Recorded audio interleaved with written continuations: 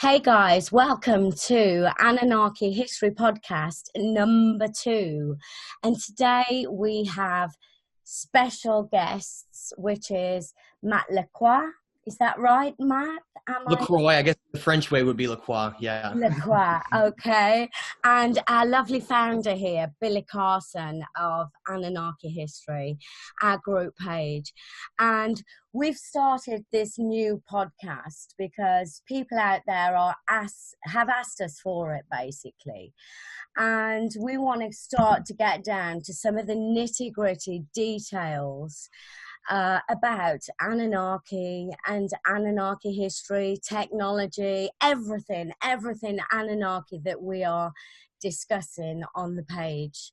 Now, Billy and Matt, you have both written books on phenomenal things that are in the Matrix, that stretch the imagination beyond its boundaries. Billy. Yes, well, thank you for the great introduction. Yes, I wrote a book called Compendium of the Emerald Tablets. Thank you, Matt. Appreciate that. Hey.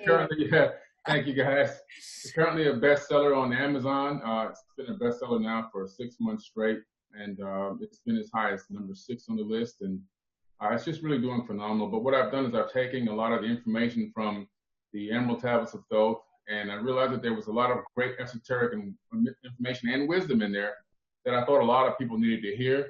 Also, it talks about advanced technology. It talks about quantum physics, quantum mechanics. It talks about so many aspects of our current day that really date back thousands of years, and how we're in this big cycle, this cyclical civilization, and we're just now starting to rediscover things that really truly already existed. And I think it's just a mind opener, and blows people's minds. It's something that once you digest this information, it will just take you on a whole new paradigm shift, and then it will have you thinking in ways that you weren't thinking before, and hopefully raise your consciousness and hopefully raise your vibration, love, unconditional love for other people, and just realizing that it's a much bigger and more bright, colorful past that we had, and we're trying to get back to that. So I'm just so thankful I was able to put that information out there, and it really does synchronize with a lot of the ancient Sumerian tablets and a lot of the other ancient books that have been, and scriptures that have been discovered all over the world. It's phenomenal. I'm working through it. It's hard to digest, I must say, and hard to understand. So, and breaking it down, and just, I think you have to understand it and interpret it in your own way as well. So it's a bit of self-research within while you're reading it as well. And Matt's book as well, your book. Tell us a little bit about your book, The Stage of Time. So Billy and I had already worked together several times previous to the latest book I wrote called The Stage of Time. And we actually did these projects totally independently. I didn't even know he was writing that book at the time. And so what's interesting about that is that he focused on, like he said, the metaphysical nature of reality and some of these ancient wisdom that came down through Thoth's prophecies and Thoth's Emerald Tablet writings.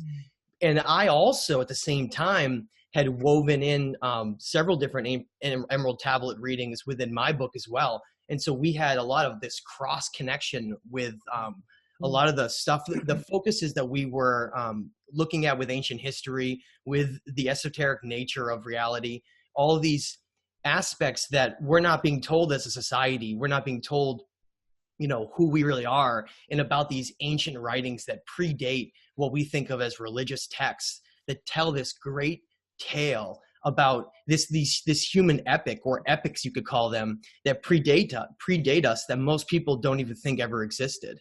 And so I found that reading these ancient tablets in these ancient writings, from cuneiform tablets all the way up to Gnostic and going into Vedic texts and all of these different ancient texts around the world, they were all talking about this lost chapter of human history that we had amnesia of because of all these disasters that have occurred, and the suppression information, and even the destruction information as well. And so I included, like Billy said, he included all the Emerald Tablets. I included some of them when it connected to talking about things like the Atrahasis and a lot of these other ancient tablets that have a lot of cross information that really connects. And that's one of the reasons, we say, hey, why is there such a small amount of information about the origins of some of these writings? Because they've been suppressed and hidden for so long.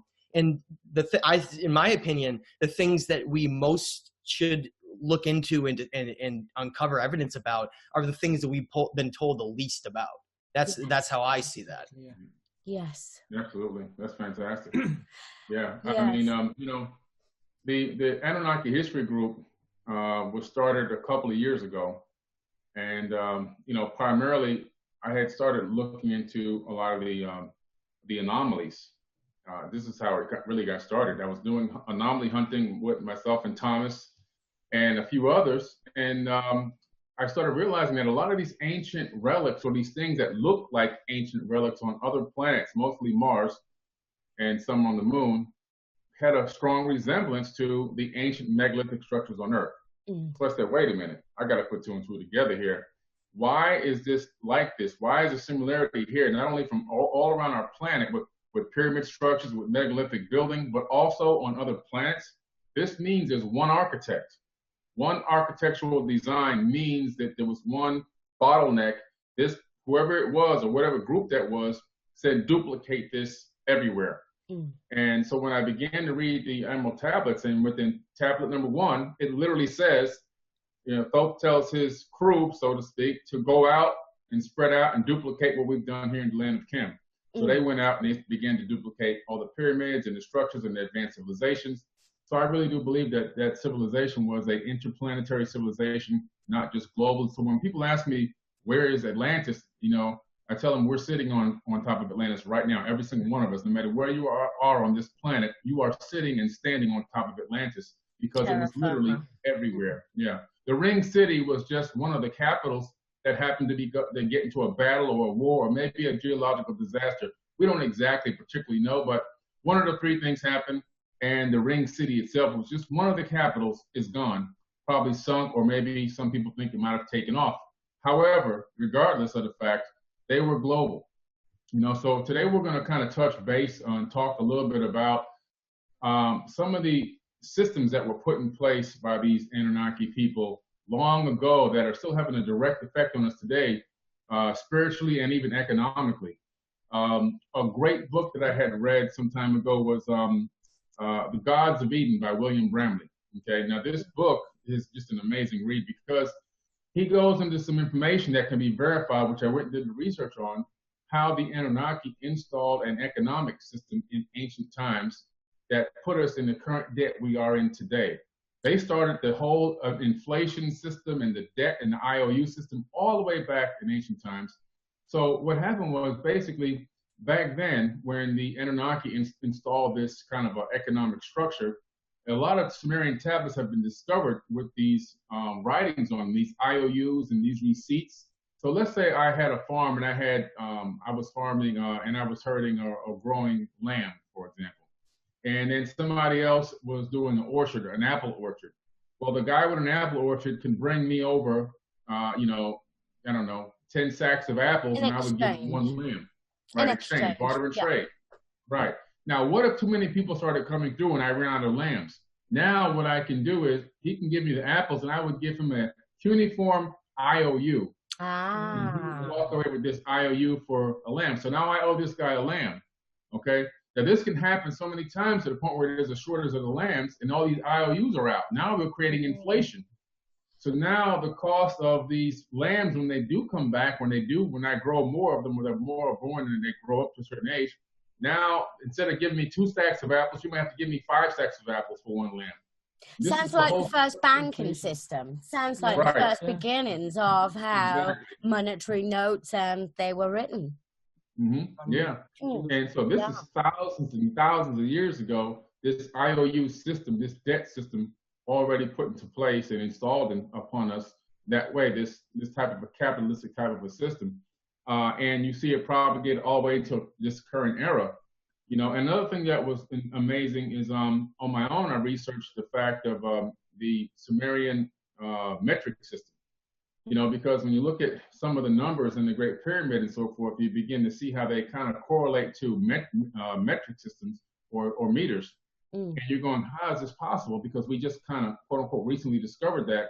Well, they discovered Proto-Sumerian writing etched into bowls and plates and stone in America, in South America, okay, in Mesoamerica, in Mexico area and so forth. So they already had a recording of the metric system back then. And that's even on, I mean, I hate to use Wikipedia as a good example, but they did their research. I mean, it's actually true. These stones have been discovered, and the metric system is also thousands and thousands of years old. So the point that I'm trying to make is everything that we have now, everything we're going through now economically, everything we're going now mathematically already existed, you know? It's really amazing. We're still working on ancient systems is what you're saying. Everything is measurements, time is still on ancient systems. History repeating itself. Yeah. I think what Billy is saying, and also in a larger way, when we look at the context, is this creation of like a capitalistic almost empire, where these empires rise and fall over and over again. And the reason they do that, like Billy said, is they're in many ways, in economically and in other ways too, they're unsustainable, and they always collapse because they don't design a system that's harmonious with nature and everything around them. It's this greed system based on keeping people in a perpetual system of, it's almost an enslavement of ideas and information in their time. It's amazing when you work a full week. It's some difficult job somewhere that you have to pay all these bills off that you have. At the end of the day, you get home, you're completely exhausted. Your energy has been drained. It's been taken. Your energy has been sacrificed and given somewhere else. And so that way, I'm sure Billy is going to lead this into it. The idea of the Matrix is this idea that we exist in a reality that is based around keeping us completely distracted and drained of energy. So we essentially just become like these zombies walking around and working and getting home, and we don't really accomplish a lot. People don't really go out and hike up to some hillside somewhere on a Friday night and look over the universe around them and have a picnic.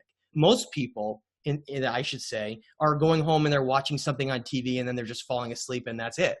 But really, being these infinite beings here that are exploring our reality and understanding the nature of the universe around us, we should be constantly amazed by the fact that we exist in this reality right now. The fact that we have these physical bodies, these avatars that allow our consciousness to express ourselves and explore this world where there are physical consequences for everything we do.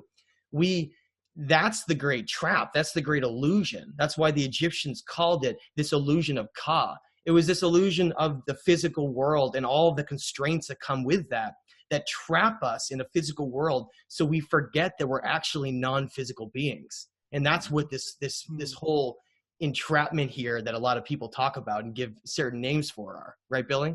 Oh, yeah. You hit it right on the head, man. I mean, you know, a lot of the ancient cultures would call it that we're living in a dream world or a sleepy world, a sleep time world, alluding to the fact that this whole, you know, this physical reality is not true reality, and that we are truly multidimensional beings. You know, it's really amazing the futuristic thinking that they were able to have, to think centuries ahead in advance, to put a system in place that would rise and fall like this, and, you know, rise up and collapse, but keep people enslaved mentally and also physically.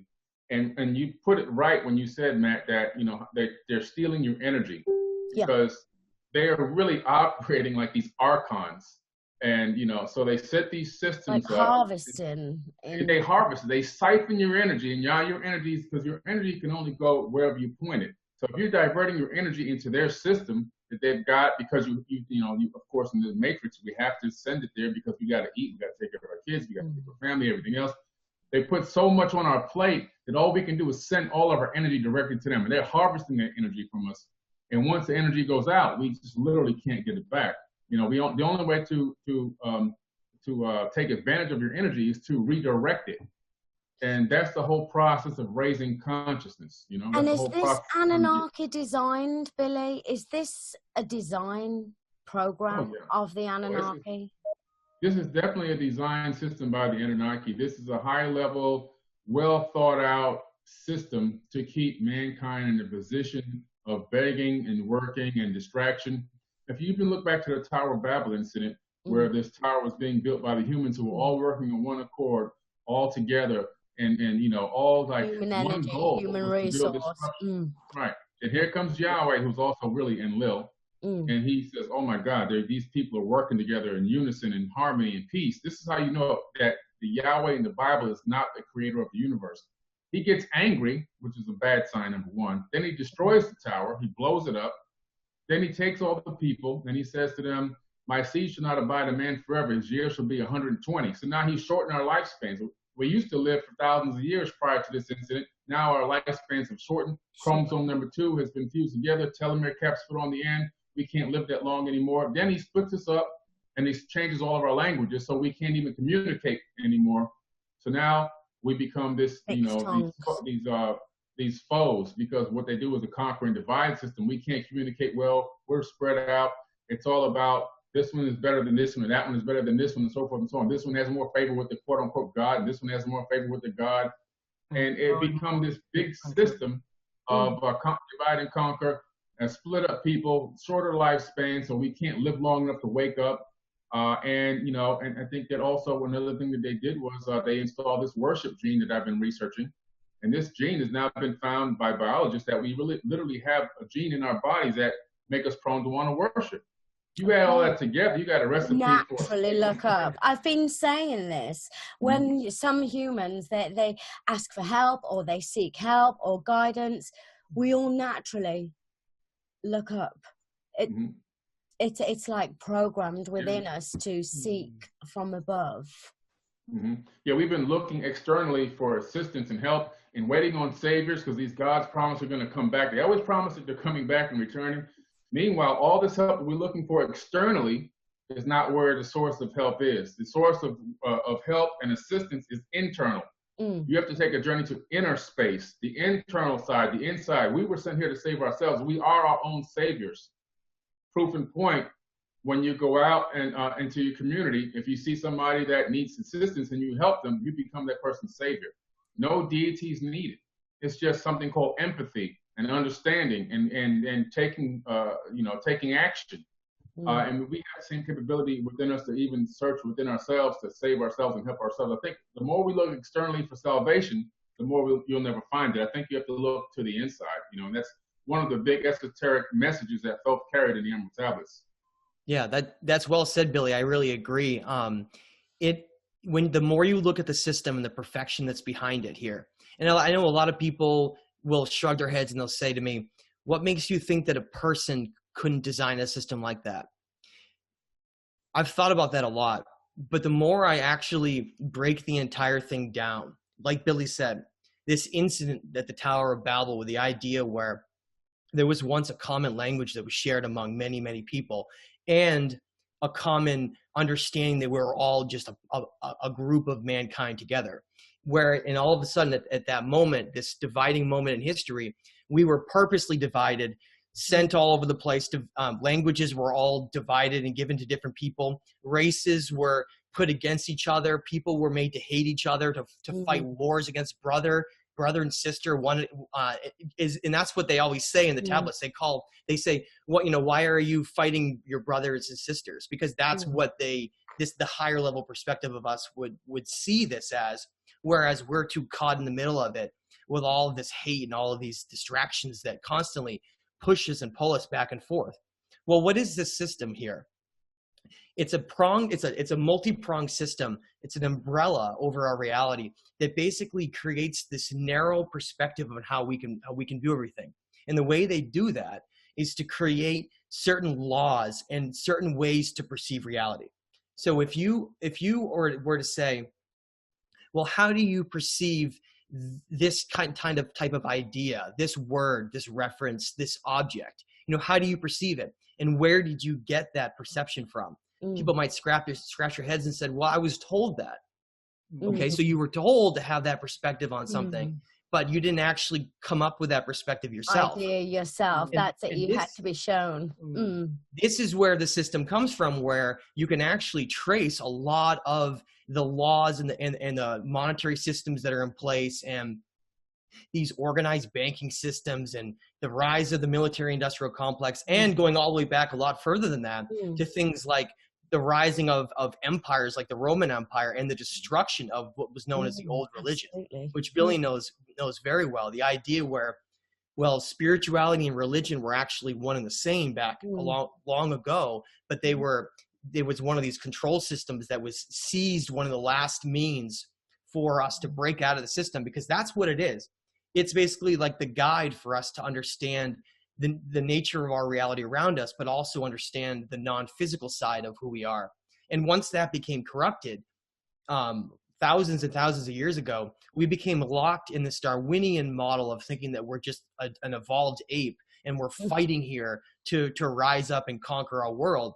Whereas if you really think about that on a higher level, it's a very, very silly way to perceive things around us, especially if you look at how it seems like everything has been this perfect control system and destined to happen at a certain time. So for instance, when you look at the destruction that occurred, like Billy was talking about, to a lot of these ancient civilizations, individuals, great kings like Hammurabi and like Atanya, they had stated in the ancient cuneiform tablets and writings that they left behind that all of the governing structures that they were following were given to them from above, they said. And in fact, they went a step further to say that they were actually designated to rule. It wasn't just a random thing where kings rose up to rule over and they were just wicked because they were, corrupt and bad people. It was actually certain bloodlines that were designated to rule over people. And they were called the archetypes of society, the architects. And they were the archetypes of designing how we would view everything here and what we would be doing on a daily basis. And those systems haven't changed really at all. If anything, the situation of war and fear and keeping us in this corrupted state has only reached its climax now, in my opinion, where we're in this reality right now where we have it's all being unraveled. We have the availability to see the truth. It exists at your fingertips through technology and through this interconnected collective society we have. And yet, at the same time, because of how much we've been subconsciously tricked and lied to, and how much people want to be accepted and normal, they're willing to ignore anything that goes out the mainstream because they don't want to be looked at as crazy or all these different things that come down. And like Billy was saying, and I want him to comment on this, the idea of how clever it was to lump any single possible conspiracy theory, regardless of what it is, all in the same category so that you can essentially control the message and label anyone as being a heretic or just a conspiracy theory nutcase. That way you can just keep the truth nice and controlled. When you say, Billy? Oh, yeah. They've done a phenomenal job, making these conspiracy theories crazy, psychologically impaired. What they've done is they've utilized what they put into us, which is we're the prisoners and we're also the prison guards. So by injecting this negative concept into the society, they've got it set up to where, okay, as soon as one person tries to stand up and talk about the establishment, they get shut down. Somebody else will instantaneously, you call it the Agent Smith effect, like how Agent Smith in the Matrix, he jumps into a person's body. You can instantaneously see it. So if you're sitting there talking to somebody, you're talking about the Kardashians, and it's a great conversation. You guys can laugh and joke back and forth. But if you stop in the middle of the conversation and say, by the way, 9/11 was done by the United States government, all of a sudden, you're going to see that person's face change. Their countenance is going to change. That Agent Smith jumps into their body. Now that person who was a prisoner, a mental slave and a physical slave, has just now turned into a prison guard and is there now to stop you from moving any further, stop you from talking about it any further, and to redirect your conversation instantaneously, thereby locking you back up, in the non-physical form, locking you back up mentally to put you back in your place in this jail of mental enslavement and take you back to talking about things that really don't matter anymore. And let me bring up really quick, Billy, on the reason why that I think people do that, and the reason how this prison guard system was created here. We as conscious individuals have this internal viewpoint of what reality is, and that is always running within us, and people find comfort in knowing that they understand what's going on. And so the more that time has gone on, we've been learning that, you know, a lot of this information has not always necessarily been true. And then we've been using experts, so-called experts, to judge everything in reality. And we just blindly go along with it. But now people are starting to question that. And we're starting to see some people come in and, you know, take little pieces out of this control of views of history. So how does the guard system work? Well, people will have to maintain this version of reality within themselves. And that's based on an entire lifetime of them feeling like they didn't waste their time with everything from high school up through college, up through anything that they're learning through TV or the radio or whatever's coming through. It's this lifetime of accumulated knowledge that represents their reality. Now, when you talk about things that could shatter the entire paradigm of how they view reality, when you say something like what Billy says, on how there are these really dark sides of our reality where there are individuals that are very corrupt and want to control things and create wars and create fear and a lot of these other things. When you learn that there is a lot of darkness and evil, it's very uncomfortable to think, okay, I don't live in this happy little place where, you know, the government is just looking over me and wants the best interest for me. And okay, so when they're dumping fluoride into my public water, that's just for my teeth. They're doing a really good job to help keep my teeth nice and clean and keep free of cavities. That's all that is. Oh, don't even bring it up. And then if someone else comes in and says, well, look at all the food that you're being promoted. Why is everything about fast food and all these different aspects of ingesting things that lower our vibration? You know, why is it that when you go out and you eat this Big Mac, why do you feel so gross inside and you feel drained and you have to just sit there and sort of digest? Because that food and that what you're taking in has lowered your vibrational frequency. Isn't that interesting? And just like, and then you look at medicine, all these artificial compounds that keep us sick, that don't and it's feeding that chain, isn't it? It's feeding that higher chain of control systems that they've built. Yeah, exactly. So, you know, this hierarchical template that they've built, which has gone millenniums back. What timescales are we talking here? Because we're talking, is this before the temples of Uruk? Is this before any of the Akkadian temples?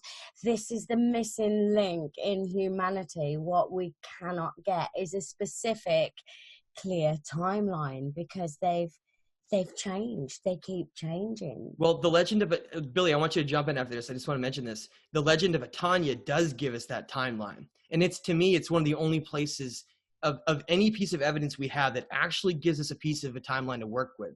Because Atanya was a king of the city of Kish. And what he says in that is that Kish is essentially the first city that's created after the golden age of civilization is destroyed. So that age that was occurring before, essentially they were wiped out and we had to start over again. And that's where this whole division occurred. Yeah. And so these disasters and a lot of these things that came through, Atanya says he was chosen to be the architect of the new world, not the architect just of Kish, but of the entire world. As in Kish and these cities in Mesopotamia will represent the rising of the next age of humanity and then the next empire to rise up. And that then disseminated all around those different regions of the world. But basically, we can trace to that moment where here Atanya says that he was given these divine instructions for how we would run our world. And just like Hammurabi says later on in Babylon, over and over again, all of these places of great power, Babylon and Nineveh and all these ancient cities, they became the location of where, like Billy said, civilization was essentially redesigned, and that's where everything has gone from is those moments. Yeah, that's absolutely right. I mean, they laid everything out, even how to make our street grids, the toiletry and plumbing. I mean, everything was given to us. And people have a hard time really, you know, accepting that there's not a lot that we've contributed to this civilization. It's because well, there's only one way to build. There's many ways to have a civilization, but there's only, you know, probably one way to build a toilet. I mean, there are too many ways you can make a toilet. So I think in deep antiquity, there were toilets, there was plumbing. A lot of the information, a lot of that got destroyed, when the Great Flood came. when they came to reestablish and bring us back, as they say in the ancient tablets, bring us back to a higher level of civilization, a lot of the stuff needed to be given to us all over again from scratch. So how to set up a civilization, how to set up a city, how to set up a banking system. All these things need to be given right back to us again. So in this age of man, moving back towards the golden age, everything that we have is just simply a rediscovery. We're not starting from the beginning. This is just another epic, another cycle in the rise and fall of civilizations. Billy, but there's an interesting point that this leads me into something I want to bring up but was it like this before? Was this system in place before these disasters? It's called the golden age for a reason, because information flowed freely and people were much more connected in one. Doesn't mean that there weren't no wars, but it was a completely different time period where you had a lot of very powerful individuals that knew great amounts of wisdom, and they weren't representing necessarily the corrupted roles of our society like they do now. And so this is how I view it. When you read these cuneiform tablets, the account of this rise and fall of human civilization, the flood was specifically mentioned many, many times as being created, not just this event that was going to happen normally, but something that was actually created to happen here, because they essentially what Enlil says. And for people, if you want to break this down, because we need to put some information behind this, Enlil is very important to understand that name, because En means Lord in masculine, whereas Nin, Ninlil, Nin meant the feminine version of Lord. So here, these names that define this pantheon of gods, their names literally mean Lord of this, Lord of that, because they consider themselves Lord of our reality.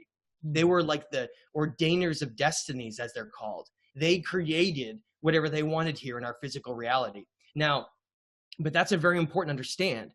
They created whatever they want in our physical reality, which means when you move from the last age after the destruction occurred and human civilizations were rebuilt again, one of the things they specifically said was because of who was ruling that time period, it was decided that human civilizations were going to take a step back, and they were actually going to be taught in a way where we would perceive ourselves as just being nothing significant, just this insignificant thing here that's fighting and in our own distracted way, whereas we weren't given all of the knowledge needed for us to forge our own objective mindsets to break out of the system here.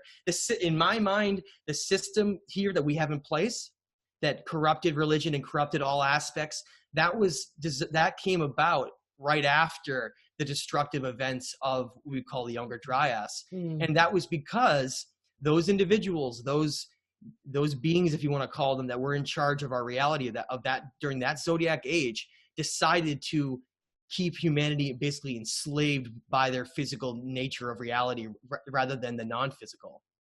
And do you think they are carved all over the world at these places? Every place all over the world has a different depiction of these same beings. These eight first. Yeah, these beings, these first beings, that they're all depicted in different parts of the globe, because that came up today on Anunnaki group page, and a lot of people were saying that they're global. A lot of people don't understand that the Anunnaki were absolutely all over the globe, building temples and plates and grids all at one time. Yeah, well, I saw, when I went to the Anunnaki group, I think it was yesterday or the day after, somebody had a post pending, and the young woman was trying to say that they only existed in Iraq and Africa, and that was it. And I was like, oh my God, I want to respond to this so bad. Yeah. But unfortunately, I had to go on a show. But yeah, you're right. It's a global civilization, like I was saying in the beginning, and the evidence of them has been left all over the world. No matter where you go on this planet, if you go to Carryong 9 in Australia, there's a partially uncovered Egyptian temple there where the Egyptians would travel from Egypt all the way to Australia to learn from the Aboriginal elders, to get wisdom from them. And they would record that they arrived and what happened when they was there. And there's many lines going up for many different epochs that they had come. And there's one area in this stone where they etched there's an actual UFO with little UFOs coming out of it. And it's an amazing thing. Now, around the backside of that, where this one Egyptian came there with his brother got bit by a snake and died. He tried to save him and he couldn't. He put him on, he made an embalming table or a zombie, or what do you call it, zombie? A mummification table in the back. And it's still there. That's the crazy part. Now, what's amazing, when I went to Egypt in 2014, the story of his return with his dead brother mummified is in Egypt. So it made a loop. The whole story made a loop and connected. Made it very verifiable. Made it very real. Another thing is, around the back of that area, if you walk down a little bit and go around the back, in the stone, there's etched into the stone a picture of Thoth the Atlantean. What is that doing all the way in Australia? In Australia. People were everywhere. You can find Thoth in Angkor Wat. You can find them all over Mesoamerica, South America. I've been to the Yucatan Peninsula, Teotihuacan. Everywhere you go, these people have been there. It's just amazing. They're a global, and not only that, interplanetary civilization. This is just one small planet. And I think for somebody to get a good understanding of what we're talking about, watch the movie Jupiter Ascending. Yes. You watch that movie, you're going to discover it's almost like a true story where you can see the levels of people. I have questions. Jupiter. Jupiter. Yeah. Well, think about that name, right? Enlil's planet was Jupiter. Jupiter, exactly. That it's called Enlil's Jupiter descending, right? Yeah. But like Billy said, I want to just give a little bit of background for those who might not be that well versed in where all of this came from and what makes it real, right? What is the evidence that the Anunnaki are real, besides just the fact that there are stelas and these murals all around the world that depict these eagle-faced, great beings that are, have a pine cone in one hand and they have wings on the other. What is that? What is that whole representation? I think that was the way that they were representing themselves as gods here, as enlightened beings with wings that were essentially showing you which side of this duality war that's here are playing, right? So the eagle-headed face, I don't think that had anything to do with the fact that they had a face that looked like an eagle. That was a symbolic representation of how they were beings that were representing themselves there as these conquering war empire beings who wanted to rule humanity through empire building and creating this system of worship here and control. Whereas on the other side, and like Billy was saying, all throughout the Americas, you saw this other completely different side where the depictions aren't of these necessarily just these eagle warriors or whatever it was like we see in other parts of the world, but they were like these serpent gods and these dragon gods. And here you have this the entire other side of these two symbols we find all throughout history, of where here's this idea of the whole eagle versus the serpent or dragon, and how those two symbols could represent this conflict of interest that emerged here. Okay, and that's what I want to talk about. Yeah, the conflict. Is this idea, but where did all this stem from? Well, if you go in and you translate and you find translations, the most accurate translations possible of things like the Atrahasis and the Enuma Elish and the Legend of Atanya, you see the name Anunnaki and Anuna over and over again, all around the world, but especially in Mesopotamia, okay? Those two names. So this is how it works. If you're a Sumerian and you're someone who's worshiping these gods, you called them the Anunnaki. That was what they called them, and they called them that because the name means those who from heaven to earth came. Whereas they themselves, in places like the Atrahasis, refer to themselves as the Anuna. They say, we, the great Anuna, all of us agreed together on a plan. A plan? Yeah. What plan is that? Plan. It's the plan on how they wanted our reality to be run here. They're literally the architects of our entire reality. A blueprint. That's where the conflict began, because there's this pantheon of beings that we call the Anunnaki or Anuna. And they just represent, in my mind, just one side of what we can't perceive that's outside the third dimension. I think that they're beings who mastered reality. And they mastered it because of using Earth and the energy here and basically hijacking it and then allowing humans, they say we were created to do the workload of the gods, their workload. But what does that mean? Well, it says specifically that the Gigi these non-royal workers of the Anunnaki were previously doing this workload here. What's the workload? It means maintaining the physical realm here of our world. They were obsessed with creating civilizations based on designing it around agriculture. And so the way they perceived that was, here we're going to create civilizations and we're going to design it based on these specific laws and rules, and we'll become their gods that they'll worship. And then over time, because that's happened multiple times, we've lost a complete understanding of who these gods are, because they became so interwoven with this competition of someone was going to become the savior of humanity. Another one was going to become, the evil, deceptive character in our story. And though that's where this battle began, is that I think that these beings came here and they wanted humans to run this world for them. And then they essentially, like Billy said, structured this reality where we would be stuck in this system. We would die in an incarnation system over and over and over again, because they knew, they were very clever, that there are certain constructs that are put into place as a universal law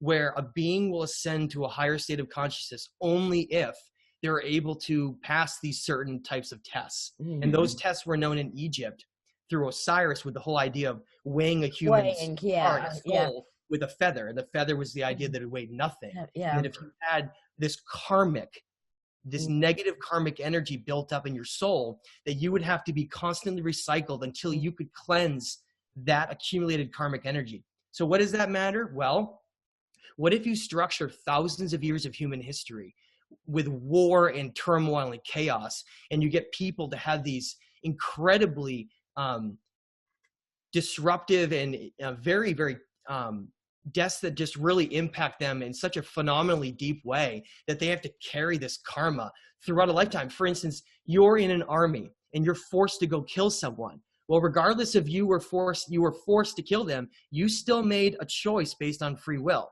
Even though you didn't think that you had a choice, you still made a choice based on free will. And that decision of taking another life is going to follow you lifetime after lifetime until you can do enough to balance that energy and then tip the scales to equal it. That's what this whole system is. So what did the Anunnaki, the Anuna do? They like, okay, so we know that humans can break out of this cycle if they want to, if that is allowed, and they won't have to be perpetually used as batteries here, but we'll just simply structure the reality with so much evil and chaos that will trap them in that cycle for an eternity. And that's where we're at right now. Yeah, absolutely. You made a very good point, Matt, because I had talked about this the other day. The fact that if you look into the biblical text, for example, the book of Deuteronomy, in the book of Deuteronomy, and a lot of people who may not know about this, but in the Bible, whether you see the word God, it's really gods with an S plural. It's a mistranslation by accident on purpose to give us a monotheistic mindset that there was only one God. But in true reality, these were the Anunnaki relatives that were known as the God of the Bible, but they really were gods, plural, fighting each other. So in the book of Deuteronomy, what you have is you have God talking to the people and telling them to go halfway around the world or to another city that they don't even know exists. They don't even know the people. The people have never done anything wrong to them. But he tells them to go there, and he says these exact words in the Bible: kill the women, kill the children, kill the babies, rape the women if you want to. If you rape a woman, if you decide you want to keep her as wife, you can keep her as a wife. Break down the walls of the city, trick them into coming in. When you get inside, kill them all, pile the bodies up in the front. This is supposed to be God talking, the all-knowing, all-loving God. Yeah, it's a lie. It's not the creative universe. It's one of these Anunnaki people. What they're doing is this book of Deuteronomy is a track record or a history of their relatives fighting against each other, using human beings as cattle to do all the fighting and the warring and the killing. And if you look in today's modern age, to tap on what you were saying, Matt, you go to college, you go to high school, they tell you, oh, we want to bring you to college, but you really can't afford it. So what do? They say, look, if you come join our army, we're going to give you a free education. We're going to send you to college for free.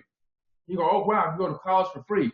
Then what do? They send you halfway around the world to blow up somebody with a $5 million weapon in a $5 tent. And you think in your mind, well, I'm not really a bad person. I only killed them because I'm trying to get, my school, my college degree. And in your mind, you've made the disconnect from the murder to the fact that you're going to be getting this degree. You've made the disconnect. The empathetic disconnect is gone. And this happens over and over again.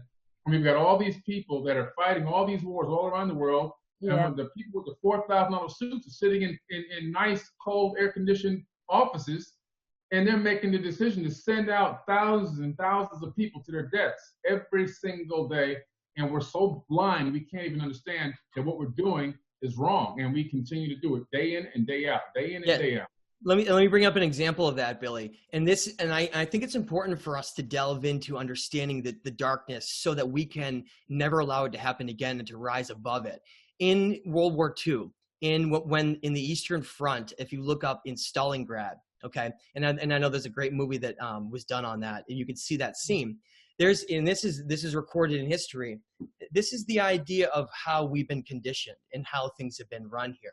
In the famous Battle of Stalingrad, on the Soviet side, the soldiers there were told that they didn't have enough weapons to each have a weapon, so that the person in front of them would have a weapon, and the person behind them would just have a magazine for a weapon, just a clip. Okay, they didn't have a weapon, and they were told, and you had these Soviet soldiers that were on these loudspeakers, and they were going, "When the person in front of you dies, pick up their rifle and move up ahead." Like, it was just this, okay, so they're going to be dead in a couple minutes, and then you can get the rifle, rather than us having to waste the money to build these rifles. Mm. It was like humans were just being used as cattle.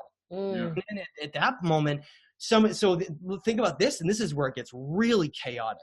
Those soldiers that are up there, that are running through, and these exploding all around them, their friends are being shot everywhere, all surrounding that they've been known their whole life potentially. They go, "What the hell are we doing here?" And then you had moments where all these soldiers, sometimes over 100 soldiers, would all decide that it was totally crazy what they were doing, and they would try to retreat. And what would the Soviets do? And not saying that Soviets were just the only bad ones. There was evil on both sides. But what would they do? They would shoot and gun down their own soldiers just to make sure that message is in, that human beings, if they ever disrespect that military mindset of fighting for, mother, whatever it is, that you'll be killed. And I think that that's really scary to think about what has happened in our past and how we've been treated. And so what does that matter? Well, that mentality has carried over for thousands and thousands of years and generations until that's how we perceive ourselves, as just being this individual that is willing to just throw his life away for no reason at all, because they've been made to believe that that's okay. Mm-hmm. Yeah, you hit it right on the head. And we really have been born into this enslavement, even from, let's even go into a more modern text, the Bible.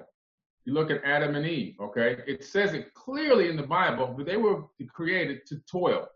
They were created to toil the land and tend the garden. Mm. That's work. That's work, though. That's labor. You automatically saying right there in the Bible that they were created to be slaves. Their job is to, as soon as they were born or as soon as they were created, they had a job, and that job was to do this. So it just continuously goes all the way back, and they really put together a very sound system. And because DNA has the capability of storing memories, this is scientifically proven now, in our DNA, all of that enslavement and all of those in-depth teachings of mental enslavement and torture and everything else and fear is still inside of our bodies. Yes. And we're carrying that from generation to generation to generation, which is why it's important to learn about this so that we can begin to reprogram ourselves so our DNA can now pass on to the next generation, reprogrammed a little bit and a little bit more and a little bit more until we get this out of our system and learn that who we are, who we truly are, and the power that we have in our own numbers, and take back control of this planet. So at the moment, the Anunnaki are not only sounding like quite complete badass, but they're sounding a little bit evil as well, and a little bit twisted. Is there no good in them? A little bit of both sides. Some are good and some are bad. Is there love? Is there good? Is there any love in there? Billy, you want me to mention? So, okay, so this is one of the things that is important to understand, is that the Anunnaki are obsessed with balance. That's literally all they talk about with each age. Each zodiacal age, based on this precession of the equinoxes, which represents a 21,000 year cycle. That cycle, or 27,000 year cycle, I'm sorry. That cycle, every age is supposed to have a rotation of energy. Meaning, so one age is supposed to be a negative polarity, and it's allowed to have war and chaos literally enter its reality and just go crazy. Whereas another age that comes is supposed to be balanced and to be the opposite. And that's how they actually perceive themselves. And they say, it says in it, that Enlil had tasked Enki with being the control of balance here, that he was supposed to maintain balance in this reality, because they did understand balance, and they did understand that without balance, you essentially would collapse, everything in the system would fall apart. But the problem is that because of who we really are, because of how important we are to this entire story, and I do think that we're far more important than just the story of how Earth goes. I think that this idea of controlling sentient beings, sentient means having conscious awareness, is perhaps not just happening here, but could be happening elsewhere too. And when these things happen, where we all of a sudden reach this milestone where we break out of this control system, we look back at what we've been part of, we enter, usually it almost coincides with this new age that's coming. And that's why I talk about the age of Aquarius a lot, and how the idea is they've had so much evil here because of what the age of Aquarius is supposed to be. So they were allowed to do this because we're supposed to be entering another golden age that's very, very positive. So on the flip side, they're allowed to just do whatever they want through chaos, because that's how they perceive balance here.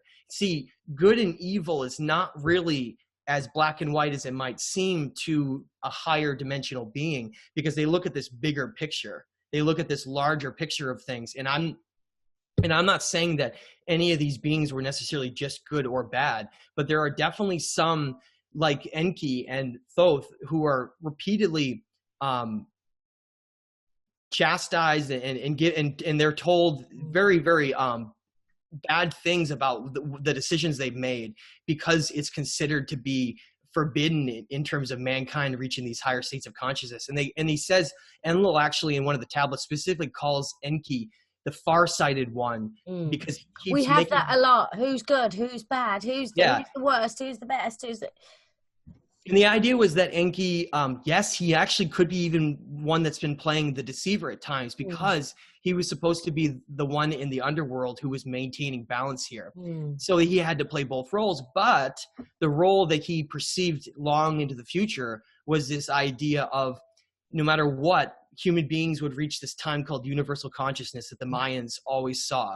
And it means that as we change on a galactic scale and we move into different energies, that we would, no matter what, this would collapse, because we would reach a higher vibrational state. And that's what this whole idea of this farsightedness is, in that we may actually be, this war that's been going on in the heavens is actually this war of the idea where some of them do want us to reach higher states, but other of them do not at all. And they want us to remain in this lower state. And that's what that battle has been, back and forth. Yeah, absolutely. You hit it right on the head, man. It's really amazing. It's an amazing epic, and it's really a great time to be alive, because we're living in the time where we can see the transition starting to happen. I was just going to say to you, Billy, do you think they're still here? Because we get that a lot as well. And we have many comments, and people say they're still here. I believe that the Anunnaki are still here. Not all of them, obviously, the ones that from the Sumerian tablets, but their bloodline, their offspring, I believe that they're still here. You look at the things like the Trilateral Commission and the Bilderberg Group, and these secret societies that are here, and people that are operating these secret societies from the shadows and controlling every single aspect of commerce around the entire planet, agreeing and approving every war. Okay, these wars don't just happen by accident. They're all approved by people at high levels. For a purpose, too, with a specific reason. Yes, exactly. Everything we eat, see, smell, touch, hear, it's all controlled at the highest level. And I truly believe that those are probably some of these Anunnaki bloodlines that are still here, running everything behind the scenes. Just my opinion.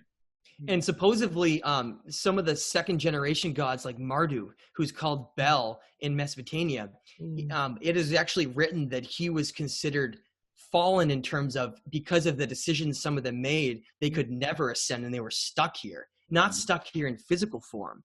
I think they're stuck, some of them are stuck here in non-physical form because of their actions. And because there is a system in place that goes far above them, to this intelligent design behind the universe and what I would actually call the multiverse is that there are consequences even for their decisions, and that they may actually, the decisions they made in our realm may be also affecting them on a much deeper level than we understand in their level, causing something like some of them to be trapped here and be forced to be in our realm, in our reality. And therefore that's one of the reasons why some of them blame us, because they feel that we're the reason why they ended up losing their divinity, I guess you could call it. Yeah, that's true. And some of them were, banished from even going back to their home planet for interacting with humans and so forth and so on. It's very possible. It's very possible they can even themselves be caught in some type of a incarnation loop, in a way. Like a hierarchy incarnation loop. Right, exactly. And, the biggest secret of the masonry, the 33rd degree Masons, the biggest secret of that level of masonry, the number 33, it's all about space travel. It's all about getting off the planet. That's the big mystery, because in order to escape Earth's gravity, you have to travel 33 times the speed of sound to get to obtain an orbit in space, or to actually leave Earth's gravity.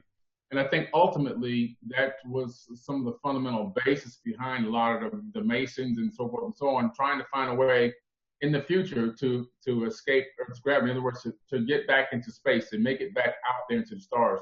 And because the way that these beings think, I think they think in time scales of millennia, and we think about what we're going to eat tomorrow.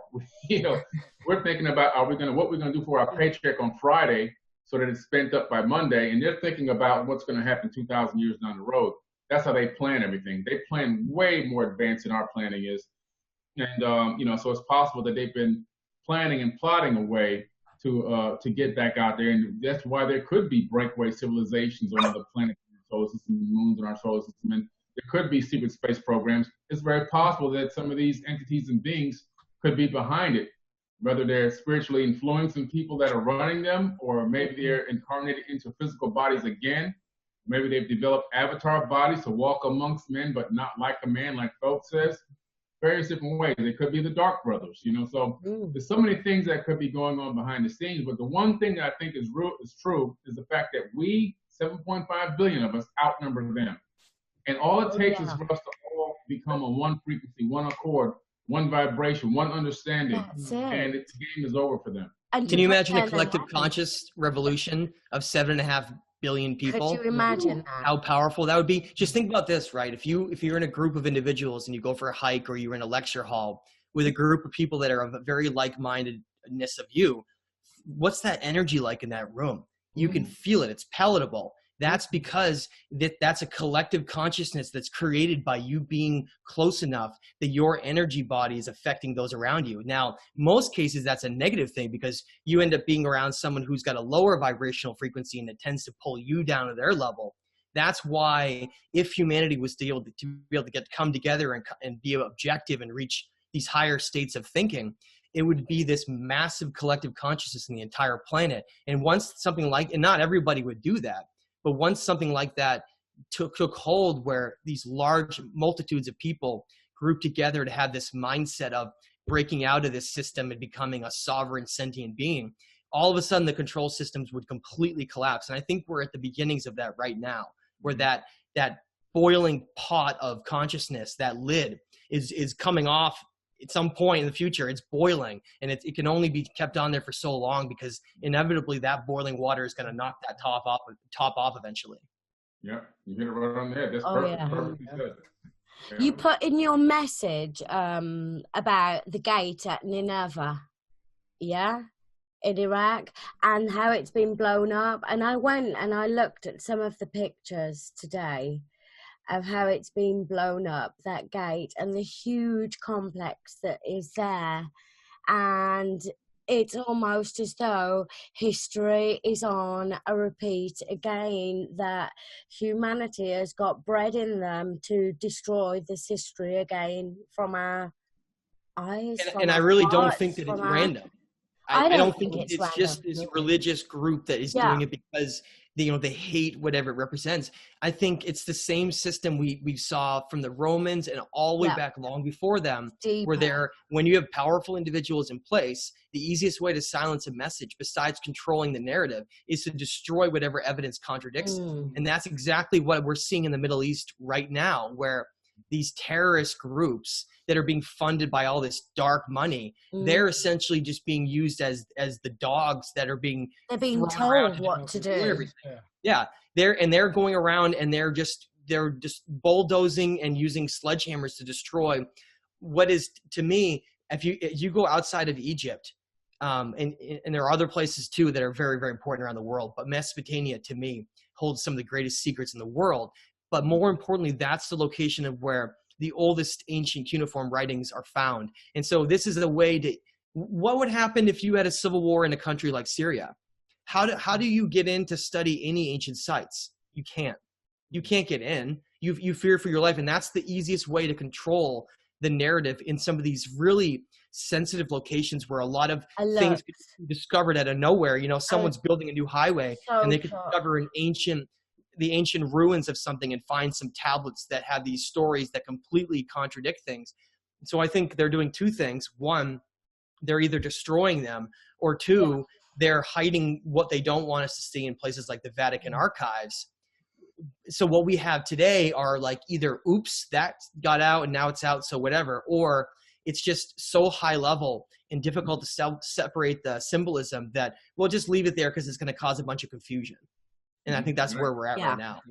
Yeah, that is so true. I mean, you just, the amount of stuff that the Vatican has acquired. I mean, even think something like, in my research has led me to believe now that the Library of Alexandria in Alexandria, Egypt, was not burned down. Well, it was burned down, but not the books. I think it was a heist. And the fire was the distraction. They burned a few books, but the majority of those books, I truly believe, have made their way out of the library and possibly right now are still being maintained underneath the Vatican archives right now. And that the fire was a distraction. Burn a few hundred books, burn the place down, we'll take the books. I think it was stolen to help usher in this monotheistic and keep everybody on the mental enslavement mindset. And I really do believe that the books are still in existence to this very day.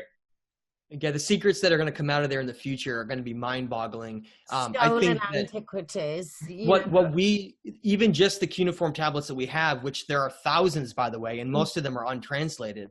But I think that some of the most important ones, people probably never got a chance to really see them. I think that when they found them, they were probably quickly ushered away, sort of like what a lot of people think the Smithsonian does with some of these large skeletons that have been found in some of these serpent mounds in parts of the United States and other parts of the world too. Whereas, what kind of questions would that raise? What kind of problems would arise if people giant skulls? I mean, yeah. So it's all about controlling the narrative, and people shake their head when they think about that. How can you have a global conspiracy to control information like this? Because we've had those individuals in power for a very long time, and they're very good at what they do. Very good, yeah. It would disrupt. They're experts at it. They're experts, yeah. It would disrupt humanity. It would upset the whole apple cart. Nothing, their productions wouldn't get fulfilled, and it would break down for them. Just in America alone, religion is a multi-trillion-dollar annual business. And so the religious system in America generates more money than all of the tech companies in Silicon Valley combined in 1 year. So that's amazing. Shameful to me when there's so many starving billions and poverty on the planet. And you got these mega churches, right, with these guys in suits that are making like $1 million and they have like a mansion on the hill, and they're supposed to be helping the people find a spiritual path, yet they're living in the most materialistic lie that you could possibly live. What a reality we live in, huh? Yeah, it's crazy. It makes me scratch my head when people just can't see it. They're so I guess encased in this system, and when you're born, you're given a name, religion, and and a race, and you have to spend the rest of your life trying to defend that. And so they've been so indoctrinated into it that it's so hard to show somebody what they're in. They can't see the matrix for themselves. And ironically, then I try to point the religious people to the Bible and say, look, let me show you where the Matrix comes from. It's in the Bible. It's in your book. Did you know that? Oh, no, it's not in there. So let me show you. It's in here 5 times. And what does it say about the Matrix? It's a womb. In order to reach a higher level of consciousness, you need to be born through that womb. You have to wake up. This is what it's telling you in your own book, but you didn't even know it existed. That's where the movie name came from. I would like to ask Matt a question. Sorry, Billy and I get goes pretty to deep into this with stuff. us. We love to talk about this stuff. We had the Iraqi wars, and we have the invasion of Iraq, and we have the occupation of Uruk, Temple of Uruk, and we have the occupation when they took over the museum in Iraq, the Baghdad Museum. Yeah. I would like to hear both of you. What do you think the actual purpose for being at the museum and is? Why did they destroy those places? What was the agenda for it? Well, Billy, you want to take that really quick, and you can fill in? Sure. When you look back at the whole 9/11 and how it, to me, was really one of the biggest evil things that have happened in our modern time. On the scale, through a computer, they were able to measure the collective consciousness of the planet, and during that time frame, it went off the hilter. And that was set up, in my opinion, by the elites to justify the reason to go to Iraq. And ironically, the first place they went to were 2 places. One was the museum. You're going to be going to get revenge, so to speak, for these acts of war, and you go to a museum. I mean, come on, it doesn't make any sense. They blow open the deeper doors, and they take all of these artifacts. Saddam Hussein was getting ready to release information to the world about the fact that the Sumerians and these people from Iraq were the very first people to have advanced technology, airports, runways, and all this other incredible stuff. And right at the same time, or right within that time, they went there, blew open the doors, and stole everything, took everything, left the stuff that was insignificant there, but the majority of stuff has been gone and taken away by the military. I mean, admitted by the U.S. military. My sister's husband was there.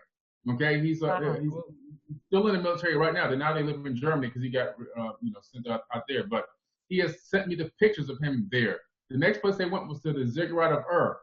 Yep. In the Ziggurat of Ur, what they took out of there, to a lot of people now have witnesses, that it looked like the Stargate from the movie Stargate. Wow. Now, was it the Stargate? We don't know. But it had a very good appearance or likeness to the one from the movie. They put it on the back of one of those gigantic trucks with the tarp, and it went away and was never seen again.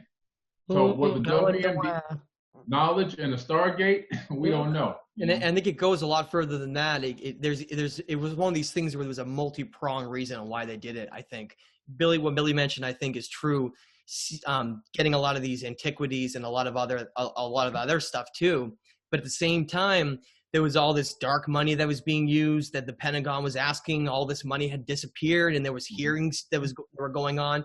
And those buildings that had gone down, a lot of them were just finance banking buildings, and they had all of this information and records for how all this money was just trillions had disappeared into these black budget things, creating these underground bunkers and all this crazy stuff that the elites were doing, designing all this hidden weaponry and all these things. And at the same time, you have these powerful arms of energy controlling and want to control the oil reserves in Iraq. And also Saddam Hussein supposedly wanted to create a new gold-backed currency, just like Gaddafi did in Libya. And so you have these individuals who were now being perceived are the evil ones, when as they're actually the ones trying to create a new currency to break out of the control of the central bank. Mm-hmm. That's where a lot of this, I think, can get down to, is you think, well, so the lesson here is, I guess, any country that tries to break away from the central bank will somehow mysteriously erupt into civil war, right, Billy? Okay. Yeah. Listen, every country that have done that or didn't have a central bank, we went and we invaded them. Every single one. There's only 3 left. I think it's North Korea, Cuba, and Iran. Iran is going to be next on the list. We're brewing up to a fake war for Iran. That's going to be the next one. We tried to start it at least twice. We had that Japanese oil tanker that was hit, and then people were like, wait a minute, I don't know about that. And they're like, okay, we'll try again. And then they did other thing, what they did, some kind of a drone thing. And then people were like, wait a minute, was that multi-million-dollar drone really from Iran? They're like, okay, let's try again. And then they keep doing this over and over again. But I think the collectiveness of society has actually reached a point where even if people won't acknowledge it, we've largely decided to begin rejecting war. Even if people aren't coming out and throwing guns out in the street and getting rid of them, which I don't necessarily support, not having any way to defend yourself. But the idea of us moving from a path of just being indoctrinated and just going right into war and not even thinking about it twice is definitely changing. Is this an Anunnaki war then? Are we still in an Anunnaki war? We see the titles and the headlines saying Russia fighting Anunnaki troops. Like these interests here, I think, are fighting back and forth because they want these empires. One of them wants to rise up to become the dominant one here, because the idea is whoever can become the dominant one to go through the transition will essentially be the one who controls the entire world. Planet. So this whole idea of fighting back and forth is really just these powerful individuals that want things to go a certain way. But I do think that at the top there is a hidden hand that is going on, which is basically, okay, well, individuals at the highest level and maybe beyond, even beyond how what we can perceive, are essentially fighting over how our reality will go, how our reality will turn out is what I think is going on right now too. Yeah, absolutely.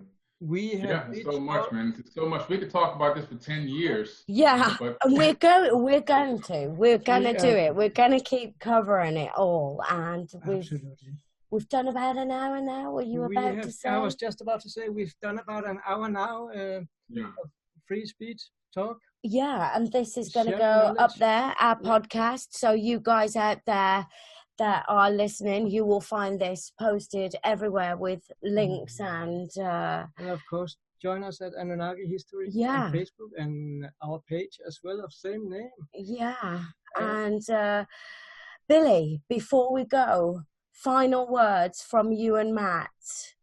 Anunnaki History, where's it going? Well, the more I research this, the more I realize that we're coming, we meaning human beings, we're coming to a place in time consciously as we get ready to head into this age of Aquarius. Right now, we're getting ready to expand even more. I mean, there's still a lot of people sleeping, but a lot more people are beginning to wake up. It's a very slow process, but we're getting to a mass collective of awakened people on this planet.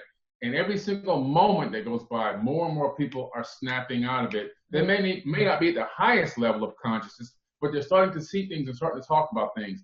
And that's what gets me really excited. I just did an Egyptian mystery school at Dame Dash Studios last weekend. I had 60 students there, and the whole class was very diverse. It wasn't just one race, this, one race, that. It was a mixed race of people, and I was excited to see that it only wasn't just one race of people. And people came from Japan, Honduras, Albania, all over the world to come there and learn the Egyptian mysteries and learn about the information. And the same thing I ended with them is what I'll end today, is the fact that we have the power within us, the divine energy, the divine power that created this entire universe is inside of our bodies. And that means that the power for change, the power for creation, the power for understanding, the power for enlightenment is inside of us. All we have to do is recognize that spark, and then we need to share that spark with as many people as we possibly can. Activate that DNA within Matt. us. Yeah, that's well said, Billy. I agree. It's not simply just the fact that you say, okay, if I want to make a difference here, I have to become a grand teacher and walk around with a pencil like Thoth and teach everybody. No, you just need to change your mindset and then change your vibration and affect others around you in a way you can. Doesn't necessarily mean you have to start talking about the Anunnaki, but maybe you could talk to them about, talk about the galaxy and star systems around us. Try to reach people in different ways that you find that you can get through. It's not always about jumping to the end to have someone understand, because if you don't follow these steps, people are going to reject that message you're giving them. And so I think we need to treat this situation where most people are probably need to start from a lower level to create what I call these foundations of understanding, where you say, okay, so we are actually not a physical being, but a non-physical being. Okay, check. There's a boundary. Yeah. Then you create another foundation where you say, Okay, well, we've been lied about a lot of history and about a lot of how we perceive reality. Okay, I understand that. I've gotten beyond it. I got it. Okay, now I can accept and start ingesting and understanding what is the nature of reality. What happened in our past? Is there a lost chapter of human history? What occurred in our human origin story? Is it different than we were being told? All of these questions start coming up, and before long, this way that you perceive reality starts to fracture, and you all of a sudden start seeing things in a different way. And like Billy said, we're getting that collective tipping point where more and more people are at least starting to question the old paradigm that's controlled us for so long. And we're at that point where that boiling pot is just going to blow open in this entire system here, meaning the indoctrination system in school. People are going to start questioning that. You're going to start maybe having teachers that come out that might go on strike and not want to teach unless they can actually teach some that are not being covered. You know, why isn't that a thing yet? Why haven't there have people come out and talked about how we're not even learning about, you know, energy and consciousness and about these ancient secrets? You can see the difference in megalithic building as clear as day when you start to know what to look for. Can you imagine a class in ancient history called megalithic structure and like or Anunnaki history? It would be. You go in and they show you images from, you know, Machu Picchu with these sections of wall that are incredibly intricate, and then on top of it, there's this primitive mortar and building, and you can say, I'm looking at two different distinct time periods in human history. Can you imagine if stuff like that was taught? It would completely change how we perceive everything. And I think that's the direction we're going, where we're going to have this enormous conscious shift in our society, where it's going to be an interesting time to be alive, where a lot of people are going to start rejecting some of the past things that have been used to control them. And so, but for people that are interested in my work, I'm obviously very passionate about this. I feel that this is one of my purposes, is getting this information out, because when I was going down the road of learning it, it was so mind-blowing to me. I used to literally sit outside. I'm not exaggerating. I would just sit there on a bench or something and just be in total awe. Once one of those, you know, things that clicked inside me that connected to everything else, there are those moments where you sit back and you're completely amazed about what you just learned and what you connected. And then you think back, well, why am I not being told this? And that's where a lot of the work that Billy comes in with, talking about the metaphysical nature of reality, these ancient writings like that were Thoth left behind, and then me bringing in a lot of these ancient tablets as well, and we try to bring this back to life, because I think that individuals like Billy and others that are fighting this fight, we're like the messengers of bringing in this new time, because who else is going to do it? Someone in the mainstream? No, they're way too controlled. This change is going to happen at a lower level than people think it is. That's going to be building up. And that's why things like YouTube have become so popular, because we're rejecting this voice of expertise supposedly at the top, and starting to realize where this wisdom and information comes from. So what I like to think of as, for people that are interested, I think that this time, just to close out, was looked at long ago as being this window when, if things happen just right, we could have this complete breakaway of consciousness where we could reach a next stage and break out of this control here. And so because of that, I do think there are a lot of very important souls and individuals that are here right now for a reason.